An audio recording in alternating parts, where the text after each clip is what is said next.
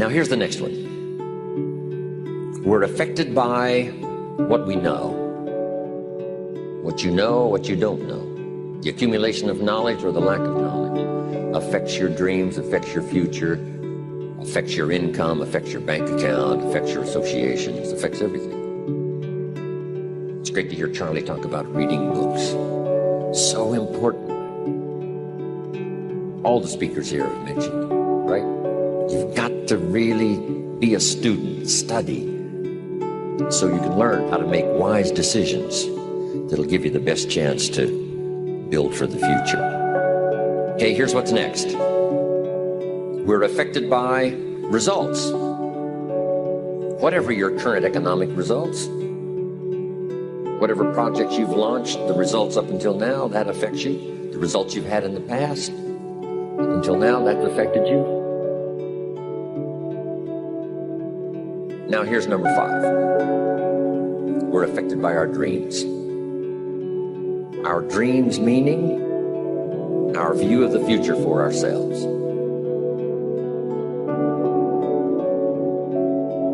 Now here's a note to make. It's important to make sure that the greatest pull on your life is the pull of the future. Now we talked yesterday about reviewing the past, which is fine, but we're not to live in the past. Some people let the past pull them back, pull them back. The past can be like gravity if you let it to pull you back, not just to think about it to get advice from mistakes to carry on for the future. But some people live in the past. They live in the darkness of the past. They live in the mistakes of the past. They live in the discouragement of the past. They didn't make it, and that affects them for the rest of their life, living in the past. So we don't want the future, the past, to pull us back, to live in the past, and all other kinds of things that affect us.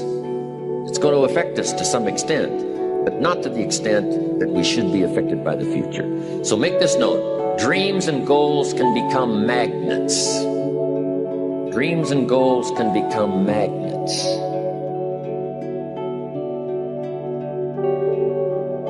And the stronger the goal, the higher the purpose, the more powerful the objective, the stronger this magnet is that pulls you that direction.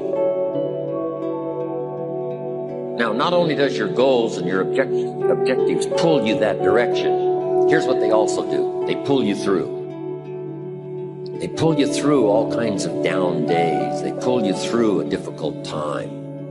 It'll pull you through some winter of your life. Some people get lost in the confusion of the day simply because their goal is not bright enough to pull them through. One writer of ancient times said we can walk through the valley. Even though there's shadows of death around, we walk through the valley. And here's why it's possible to walk through the valley, even though there's death and shadows and difficulties, is because we have a view of the other side of the valley. Next, it's goals that drive us to take advantage of the spring. Why would the farmer put the plow in the ground in the spring if he couldn't see the vision of the harvest when the summer is finished? Is it possible to see the finished harvest? And the answer is yes. We do that simply by faith. Key phrase, faith is the ability to see things that don't yet exist. And that's how things exist. How did this hotel get here? Someone saw it while the property was vacant. You say, well, is it possible to see this hotel when it isn't here? And the answer is yes, of course. If somebody cannot see it when it is not here, then it will never be here. So it's possible to see things that don't yet exist. Interesting. It's also a little time management quote, but let me quote it now because it goes so well with what we're talking about here. When should you start building this hotel? This is a good question for your philosophical musings. When should we start building the house? When should we start? And here's the answer. As soon as it's finished. You wouldn't start building the house until you had it finished. If you just started laying bricks and somebody came around and said, "What are you doing?" I said, "I'm just laying bricks." And said, "What are you building?" And you said, "I have no idea." See, they'll take you away to a safe place. So have you got that now? It's possible to finish something before you start. In fact, it would be a bit foolish to start until you had it finished. So human beings have this remarkable ability to finish something and then start. We've heard the old expression, "Don't count your chickens until they're hatched." No, we have the ability to count our chickens long before they're hatched. Because we know, we have faith, we believe. We use the law of averages. There's bound to be at least so many, out of every dozen, out of every 100, out of every 50. So it's possible to see the end, then begin. So here's what we want to do in our goal-setting session, is to start looking into the future. What you would like to accomplish, where you would like to go, the person you would like to be, and see if you can't get a better picture of the finished objective. See yourself there, see yourself in possession of. I was in business with Bob Cummings, the old movie star, for a while. He said, "Decide what you want and then act as if you already had it." And being an actor, he could give us a few tips on acting. Decide what you want and act as if it was already yours. Now, the reason we can act thinking that it's already ours is because not only can we vision the end results, we can also vision the beginning of making it real.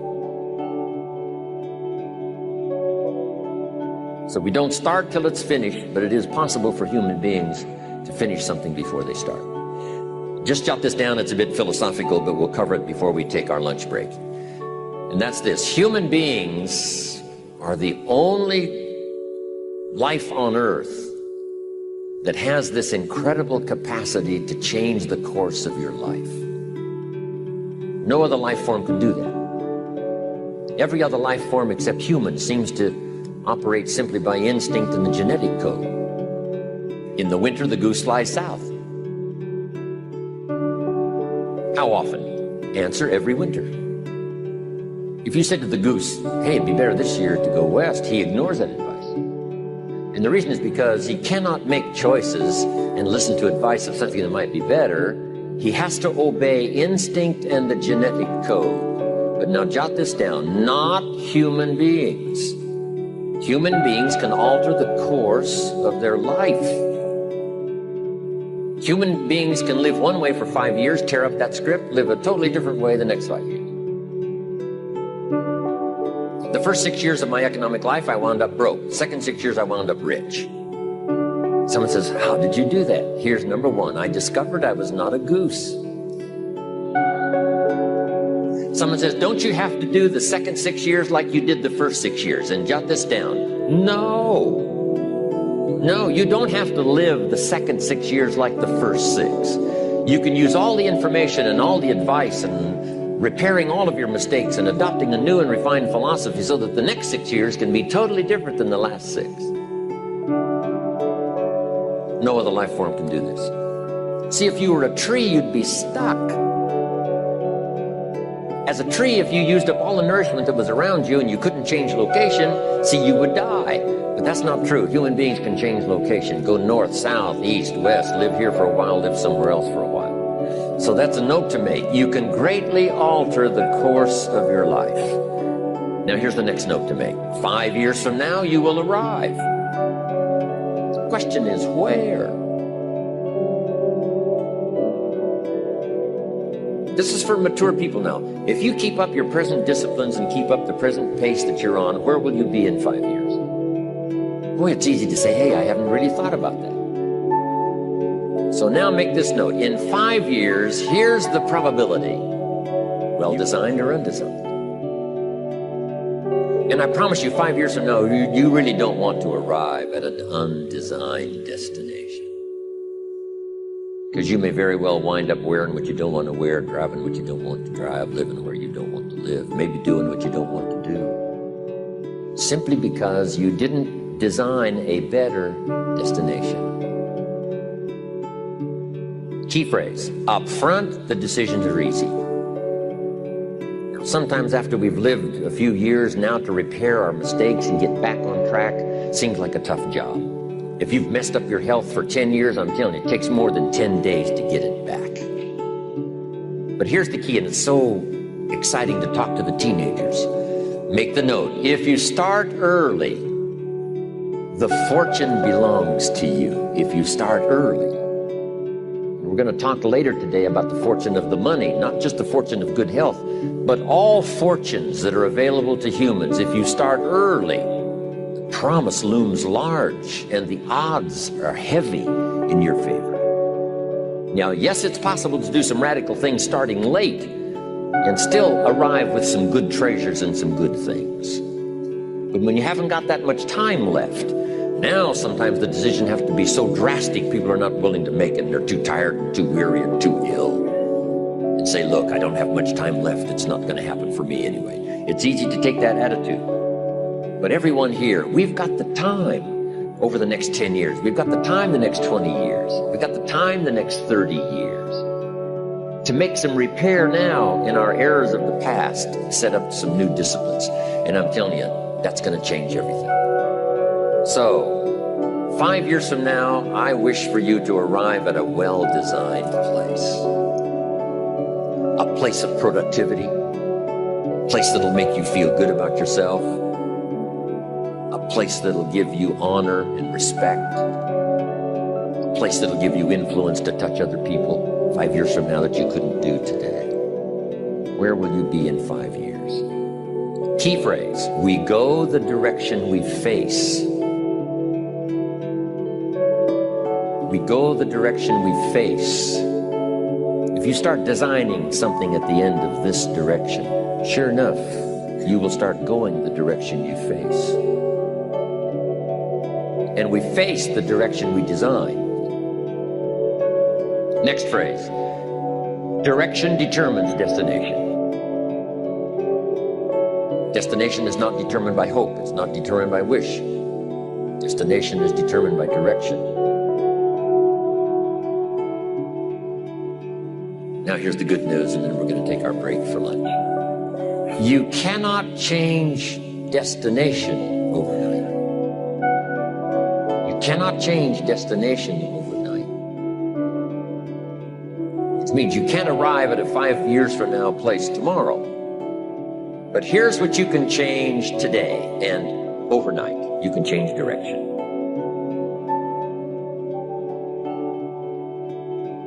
And it is so fascinating what a little small change of direction will do. Let's say that you're here and you're headed this way. And 5 years from now, you'll wind up here. But if you made just a few changes, and maybe those changes you've already decided on this week, I wish I had a chance to hear all of the stories of what's going to happen to all of you after the economic decisions you've made, the decisions you've made about your family, about your health, and about your future. I'm telling you, decision-making on an occasion like this, where everybody's committed to come and learn and study and read and take notes and change and develop, it's going to be awesome what can happen after this weekend. And I wish I could track everybody's progress and enjoy all of that incredible productivity that's going to happen for all of us. Collectively, I'm telling you, no telling how big that amount would be. But here's how we individually can arrive at a new destination. Maybe right now by discipline or lack of discipline or direction, you're headed this way. But it wouldn't take much to change direction and head this way. So that in 5 years, you wind up here instead of here. And the difference now of getting off this track and getting on this track is not much. A few decisions in discipline, a few decisions in learning, a few decisions in change of behavior, change of habit, a few decisions in setting goals that you've sort of let drift before. Like I did at age 25, didn't have a list. I immediately started to change that. And I immediately started to change my direction so that very quickly I started heading this direction. In less than 7 years, I was a millionaire. And that was just my economics.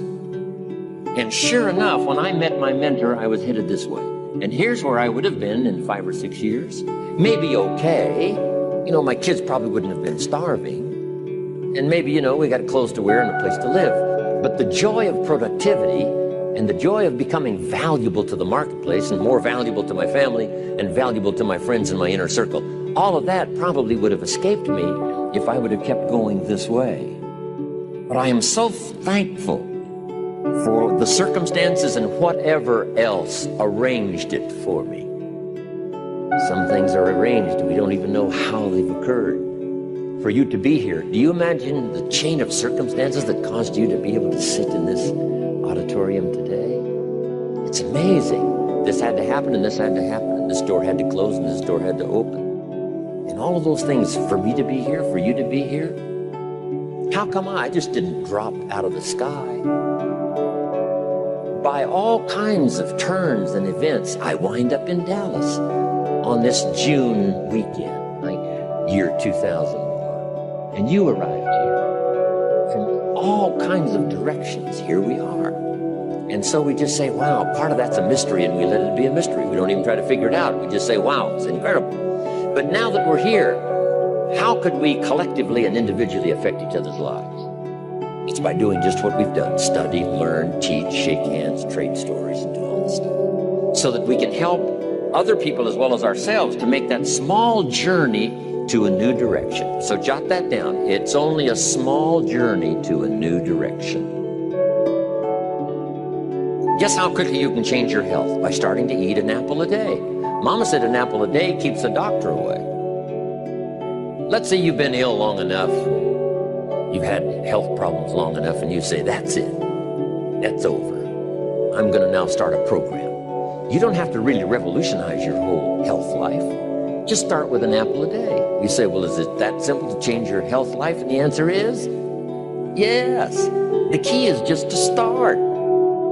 You pick up a book on good health, and you get halfway through the book, and it says, now, dear reader, set this book aside, fall down on the floor, and see how many push-ups you could do.